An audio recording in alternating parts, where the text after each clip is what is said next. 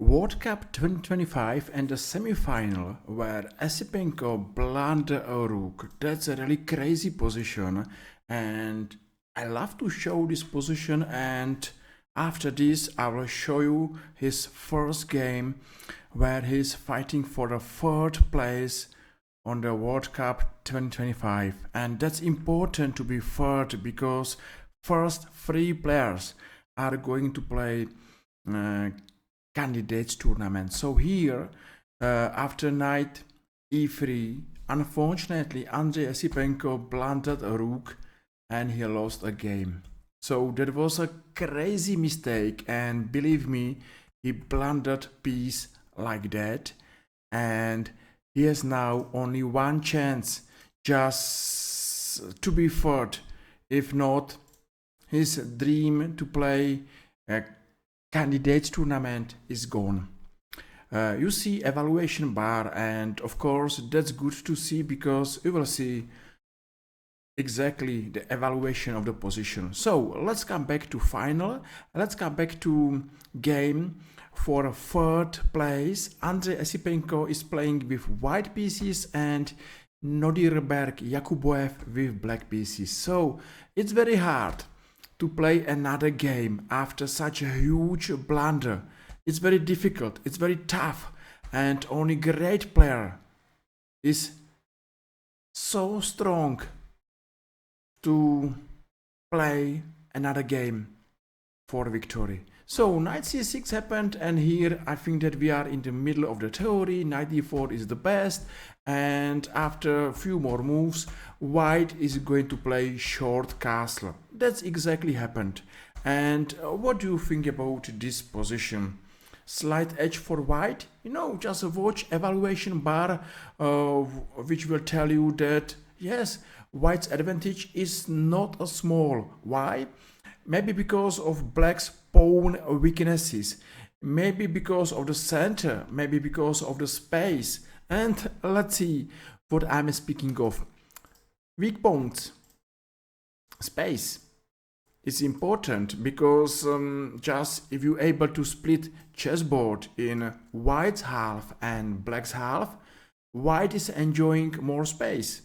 And I believe that black's pieces are not active. c3, that's a good move because this knight used to be the best black's piece on the board, and every time it's good to attack the best.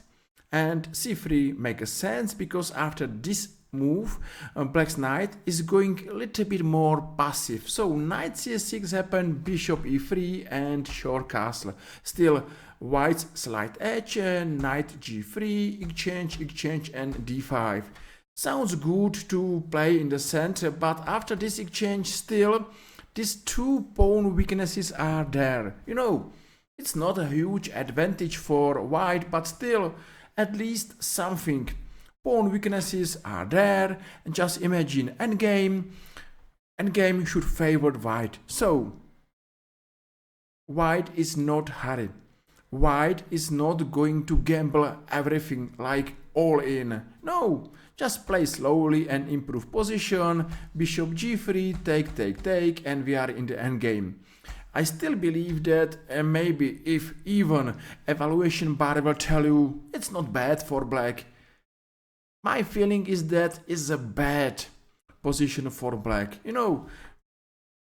any case, in open position, a bishop used to be stronger than knight. Two pawn weaknesses, more active rooks, more active king. Altogether, I believe more in white's position than black's position, because black's position is hoping only for draw, but white should play for victory. So exchange on e6, another pawn weakness. So 1, 2, 3 black's pawn weaknesses. Okay, exchange on f8, and maybe this position used to be draw, but it's not easy to make a draw if Andrei Esipenko is hungry to play for full point. Knight e5, and even this position is not a critical for black. Still is unpleasant. He's playing position with pawn down.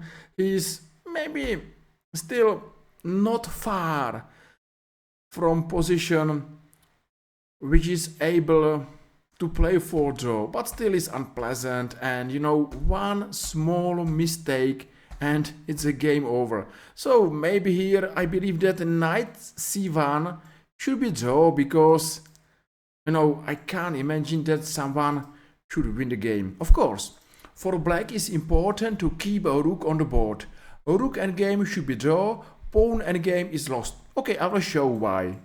That's plus nearly 4, white is winning. Extra pawn is enough for pawn ending. So just imagine that black's plan is to keep at least a rook on the board and to play a rook endgame. Nothing else, and maybe that's a draw, but you know, h5. And now watch evaluation bar. Not the best move, because bishop d2, and now bishop e3, and you know, this position is now with 2 pawns down. Of course, even pawns are not strong, pawns are weak, doesn't matter. After a few more moves, it's game over, and here it's a game over. So here